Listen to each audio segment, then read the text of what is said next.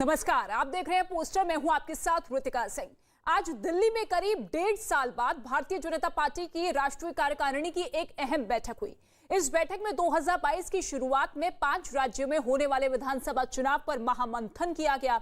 इस बैठक में बोलते हुए पीएम मोदी ने पार्टी के नेताओं और कार्यकर्ताओं को संबोधित किया और इस संबोधन में जीत का मंत्र भी दिया। मतलब साफ है कि बीजेपी ने पीएम मोदी के नेतृत्व में अगले साल होने वाले विधानसभा चुनाव की तैयारी शुरू कर दी है।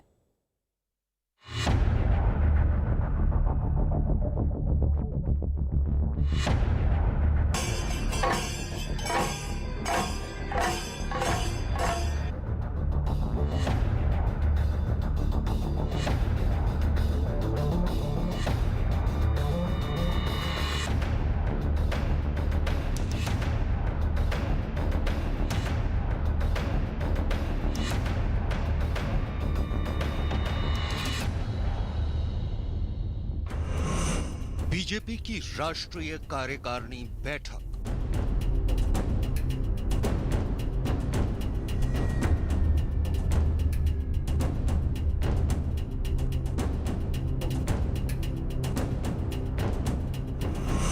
अहम मुद्दों पर हुआ मंथन।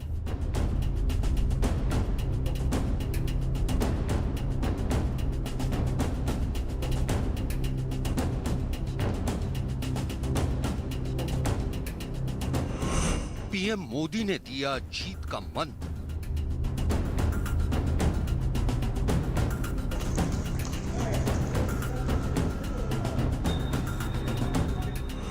बाईस का विजय पथ।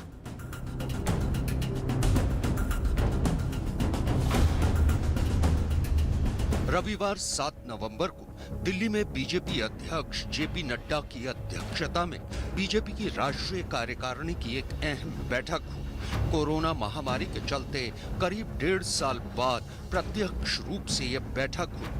इस बैठक में प्रधानमंत्री मोदी और राष्ट्रीय अध्यक्ष जेपी नड्डा के अलावा सभी केंद्रीय मंत्रियों, राज्यसभा में पार्टी के नेता पीयूष गोयल समेत कार्य समिति के 124 सदस्य शामिल हुए। इसके अलावा 36 राज्यों और केंद्र शासित प्रदेशों के पार्टी प्रदेश अध्यक्ष वीडियो कॉन्फ्रेंसिंग के जरिए कार्यकारिणी की बैठक में शामिल हुए। सुबह 9 बजे से ही दिल्ली के एनडीएमसी कन्वेंशन सेंटर में बीजेपी के बड़े नेताओं का जमावड़ा शुरू हो गया।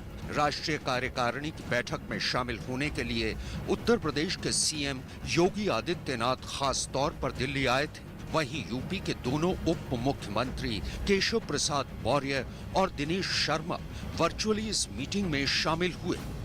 और जो भी बताया जाएगा वह सब किया जाएगा, लेकिन 2022 में हम लोग रिकॉर्ड विजय फिर से प्राप्त करें। भारतीय जनता पार्टी से लड़ाई में जो आना चाहे वो आए। अभी तो लड़ाई में कोई नहीं, अभी कोई है ही नहीं लड़ाई में। नहीं। भारतीय जनता पार्टी की रीति नीति में संगठनात्मक व्यवस्थाएं हैं, हाँ। जिसमें मंडल की, जिले की, प्रदेश की और राष्ट्रीय कार्यकारिणी एक नियत समय पर होती हैं। हाँ। और उसमें पूरे संगठनात्मक कार्यों की और जो परिस्थितियां हैं, राजनीतिक परिस्थितियां हैं, उनका आकलन और समीक्षा होती है। तो ये एक रूटीन जो संगठनात्मक कार्य है उसके अंतर्गत आता है, और वो क्या तय करेंगे ये हम लोग को नहीं पता होता है। देखिए, बहुत से ऐसे लोग हैं जिनको भाजपा ने एंट्री नहीं दी थी।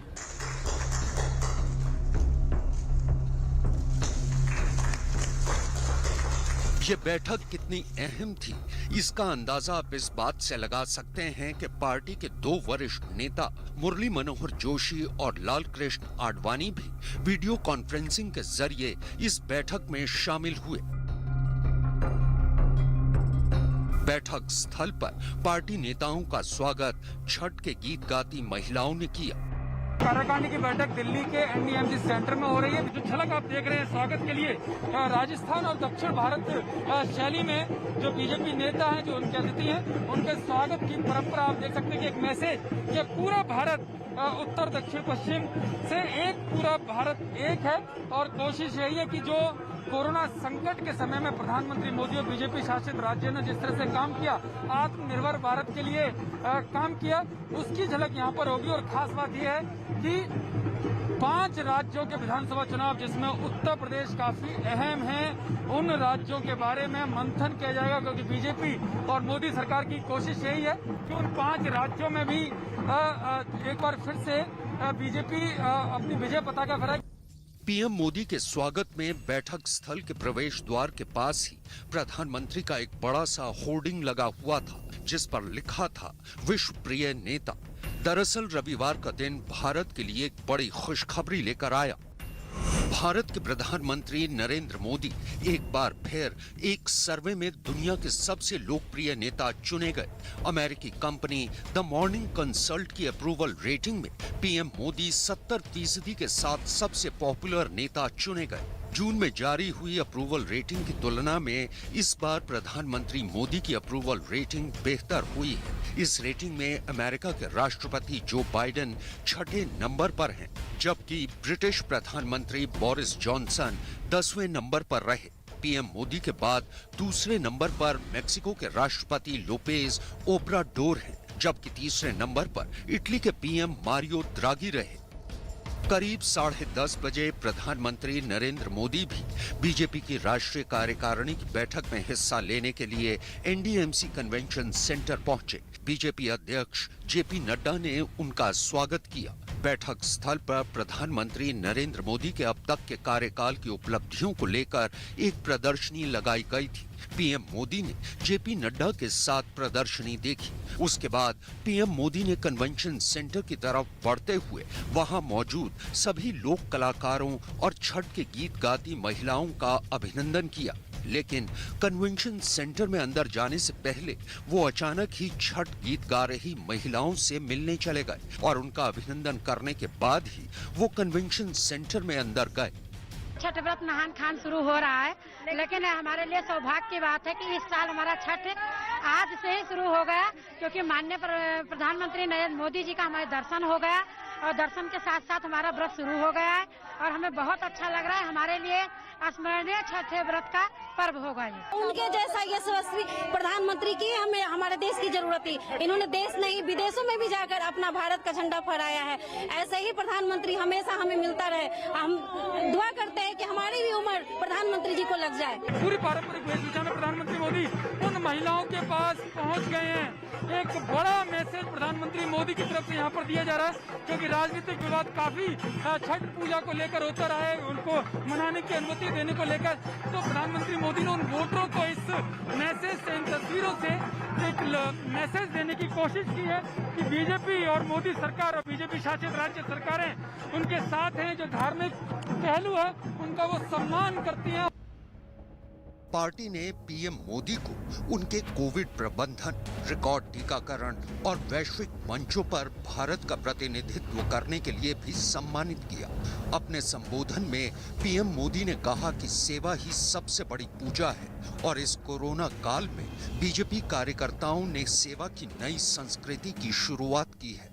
बैठक के दौरान पार्टी नेताओं ने इस तरफ इशारा कर दिया कि 2022 में 5 राज्य चुनावों में पार्टी पीएम मोदी को ही चेहरा बनाकर चुनाव लड़ने वाली है। करीब 1.5 साल बाद हो रही इस बैठक से एक चीज और साफ हो गई है कि पीएम मोदी के चेहरे पर ही बीजेपी 5 राज्यों में जो विधानसभा चुनाव हैं उनमें उतरने की तैयारी कर रही है और हर जगह चुनाव प्रचार अभियान में हमें ऐसी ही तस्वीरों को प्रमुखता से देखने को मिलेगा। यही नहीं, प्रधानमंत्री मोदी ने अपने भाषण के दौरान कोरोना वैक्सीनेशन को जन जन तक पहुंचाने पर भी जोर दिया। पीएम मोदी ने यह भी कहा कि आज बीजेपी जिस मुकाम पर खड़ी है उसकी वजह है कि पार्टी आम आदमी से जुड़ी है। बीजेपी की राष्ट्रीय कार्यकारिणी मीटिंग में चुनावी राज्यों की रिपोर्टिंग हुई। 5 राज्यों के प्रदेश अध्यक्ष और 4 राज्यों के मुख्यमंत्रियों ने अपनी सरकार की उपलब्धियों को कार्यकारिणी की मीटिंग में सामने रखा।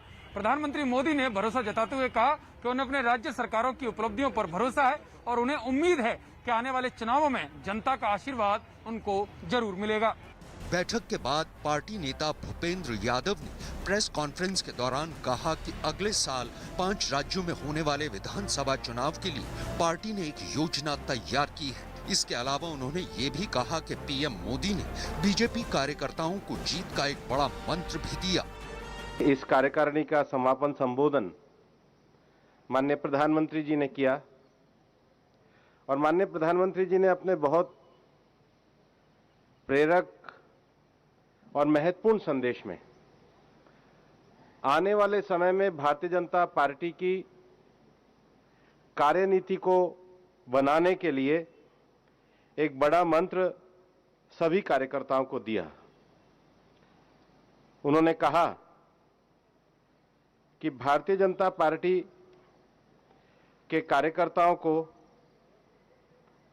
सामान्य आदमी के मन के विश्वास का सेतु बनना चाहिए।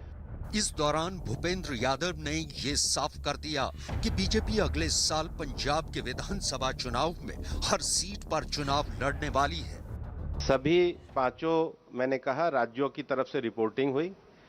4 राज्यों के मुख्यमंत्री और प्रदेश अध्यक्षों ने उनके सरकारों के द्वारा किए गए कार्य और उनके द्वारा चलाए गए पार्टी के अभियान की जानकारी दी और माननीय प्रधानमंत्री जी ने कहा कि बहुत भरोसे और विश्वास के साथ जो रिपोर्टिंग करी है, भारतीय जनता पार्टी को जनता का आशीर्वाद मिलता रहेगा। अभी तो पार्टी के प्रदेश अध्यक्ष के द्वारा जो विषय उतना ही है। जतिन जी, सर कोई टास्क पीएम ने कुछ ऑर्गेनाइजेशन, ये सबसे बड़ा काम है कि जो एक लोकतांत्रिक पार्टी एक परंपरा से निकल के आई है, वो अपने परंपरा मूल्यों को बनाते हुए सामान्य जन के विश्वास का सेतु बने, ब्रिज ऑफ फेथ बने।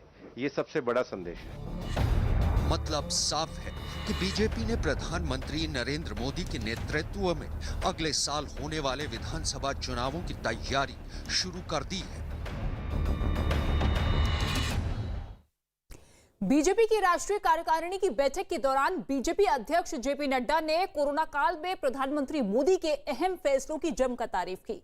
इसके साथ साथ उन्होंने ये भी कहा कि अगले साल होने वाले विधानसभा चुनावों में पार्टी ने जीत के लिए कुछ लक्ष्य निर्धारित किए हैं। इस बैठक में बीजेपी की राष्ट्रीय कार्य समिति के 124 सदस्य शामिल हुए। इसके अलावा 28 राज्यों और 8 केंद्रित शासित प्रदेशों के पार्टी प्रदेश अध्यक्ष वीडियो कॉन्फ्रेंसिंग के जरिए इस बैठक का हिस्सा बने।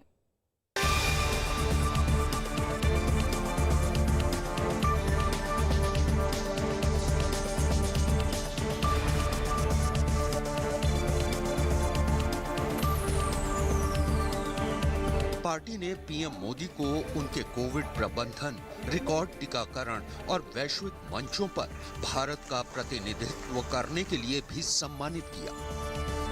इस बैठक की खास बात ये रही कि मीटिंग में आने वाले तमाम सदस्यों के लिए पहली बार डिजिटल अटेंडेंस की व्यवस्था की गई, यानी जो भी नेता बैठक में शामिल हुए उन्हें रजिस्टर में साइन नहीं करने पड़े। कोरोना की वैश्विक त्रासदी हम सभी को पिछले लगभग 2 साल से घेर के रखा। लगभग हमारी 346 मेंबर है।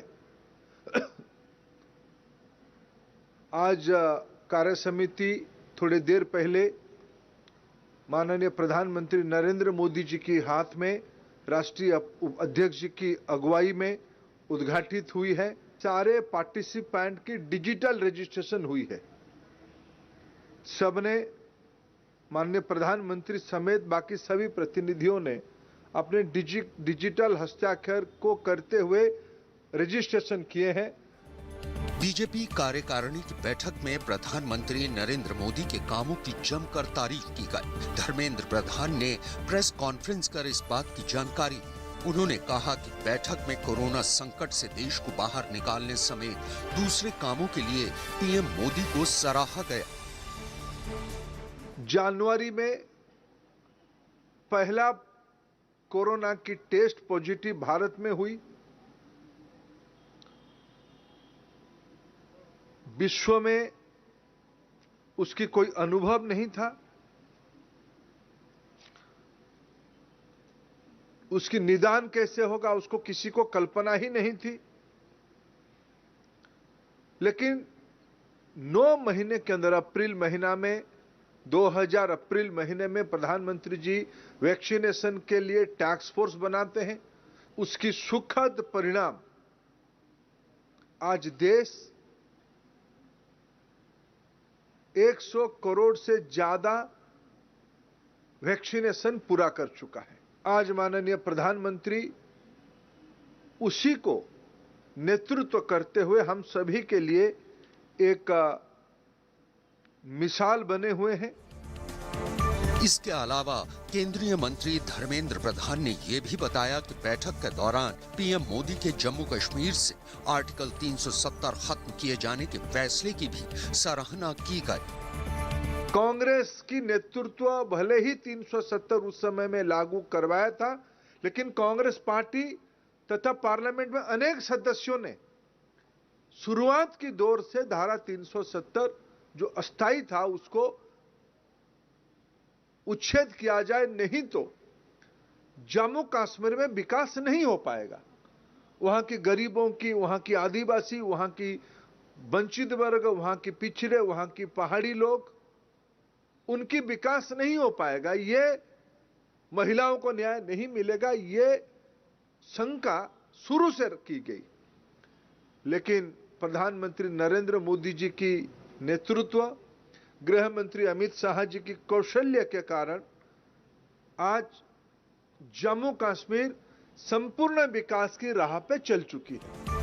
प्रेस कॉन्फ्रेंस के दौरान केंद्रीय मंत्री धर्मेंद्र प्रधान ने पश्चिम बंगाल चुनाव के बाद वहां मारे गए बीजेपी कार्यकर्ताओं के मुद्दे पर बोलते हुए कहा कि पार्टी बंगाल की जनता के साथ चट्टान की तरह खड़ी है। बंगाल आप सब जानते हो, उसके अंदर वहां के नागरिकों ने नरेंद्र मोदी जी पे, भारतीय जनता पार्टी पे आस्था जताई।